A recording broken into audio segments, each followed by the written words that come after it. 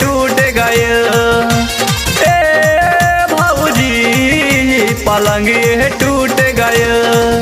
अरे पहला सुहाग राती में सैया के ऐठल छूट गई।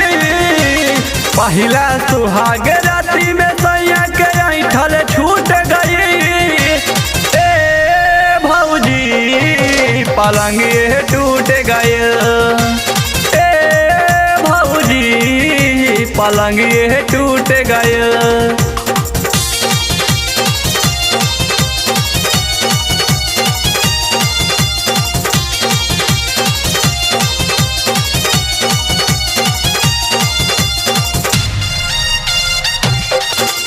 पहिला मिलन में सैया रहले रात भर जागल। तारा छोड़ले मोर जवानी के जंग लागल। ए भौजी का कही रे। हाँ पहिला मिलन में सैया रहले रात भर जागल। तारा छोड़ले मोर जवानी के जंग लागल। भैनी जाके 2:30 बजे पलंग जब कड़कल।